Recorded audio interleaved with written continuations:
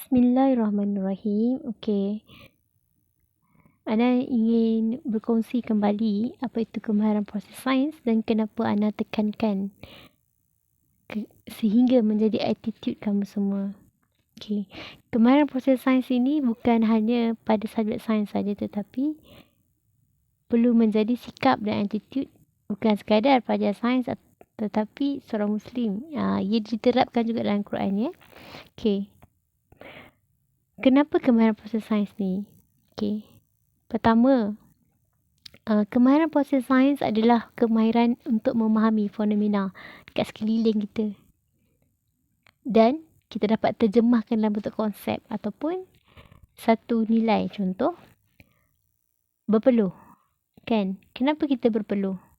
Kita nampak kita berpeluh. Fenomena kita berpeluh. Nampak fenomena is kejadian berlaku di sekeliling. Konsepnya apa? Perkumuhan. Okey. Itu yang pertama. Kemahiran proses sains definisinya tu. Kedua, bagaimana kita dah kuasai kemahiran proses sains ni. Kita dah faham dah. Semua item-item ni kita dah faham dah.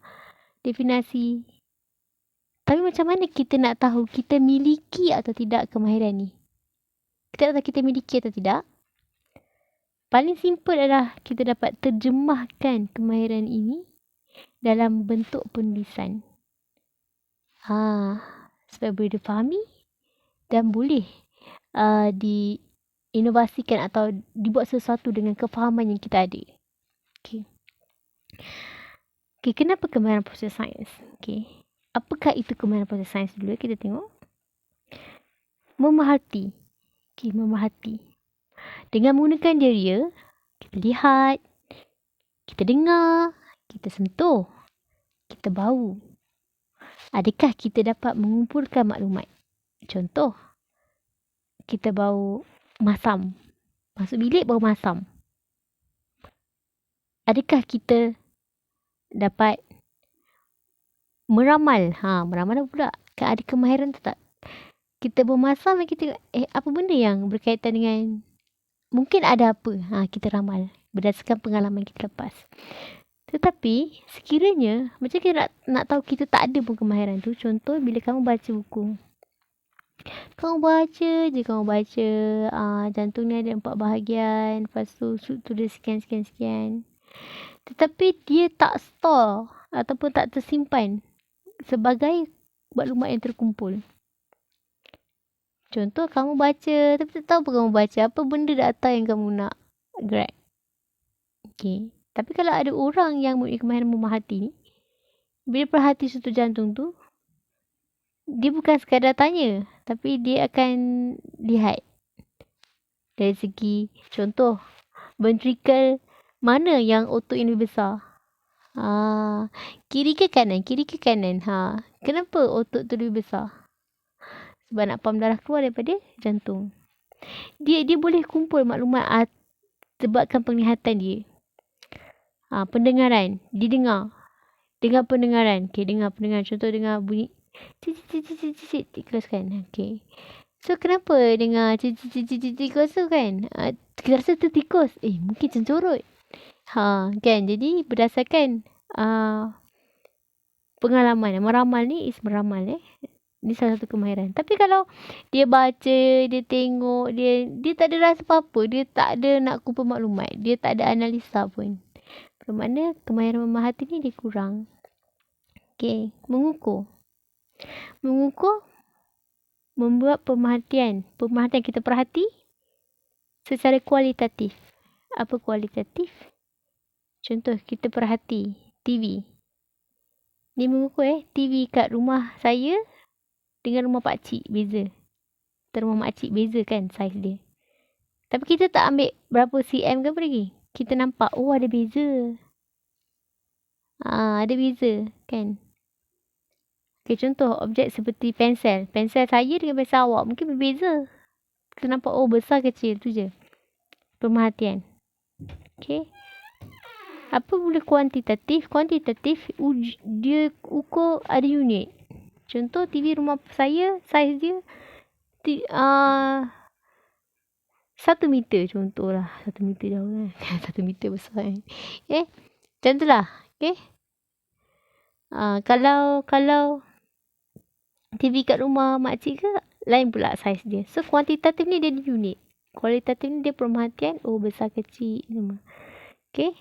Dan dapat dikaitkan pengukur ni dengan unit-unit. Contoh, unit ketempatan apa? Unit isi padu apa? Unit luas apa?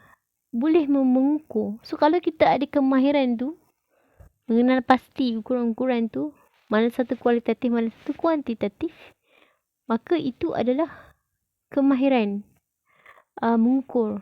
Okay. Mengelas.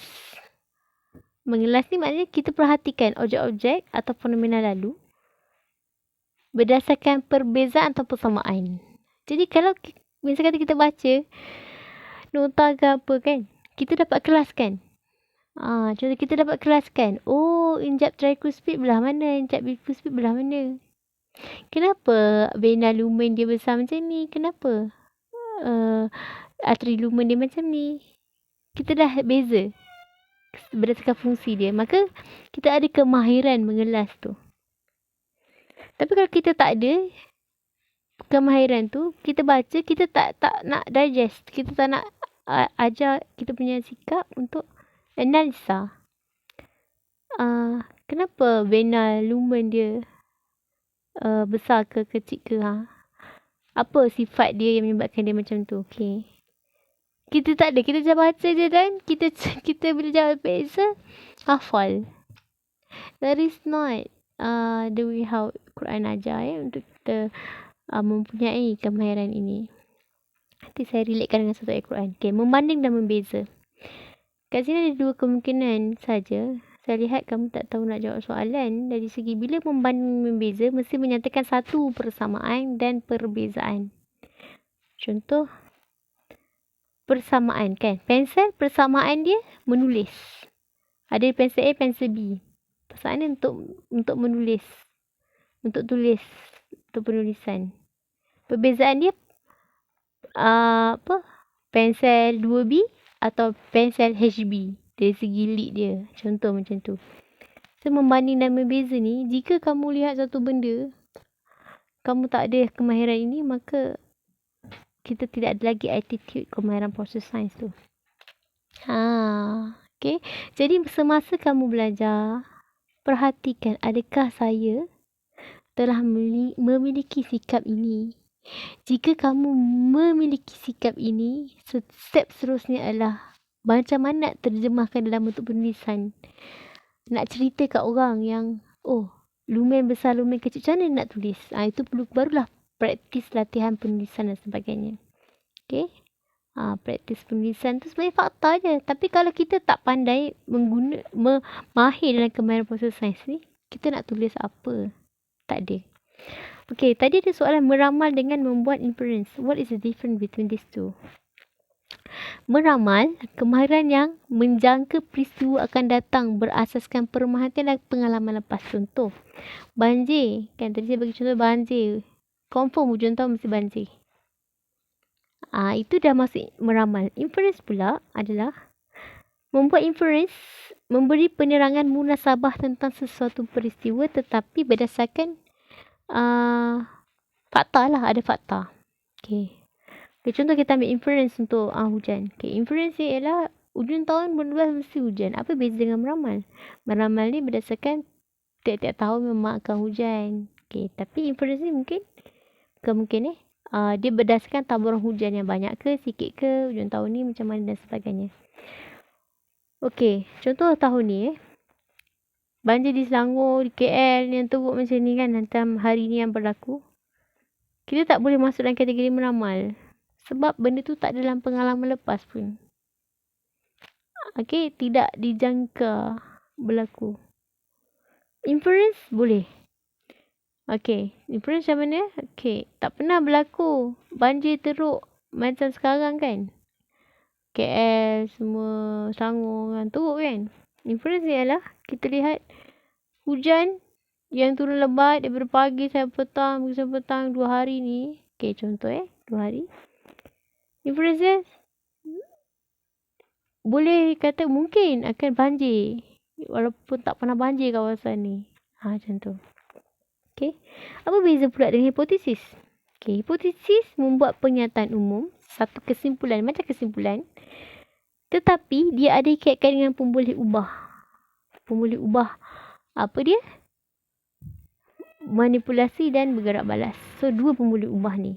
Okay. Menerangkan sebab apa kita nak terang melibatkan pemboleh ubah di manusia bergerak balas ni? Untuk menerangkan satu peristiwa tu. Contoh, pemboleh ubah dimanipulasi mungkin hari hujan kan, hari hujan.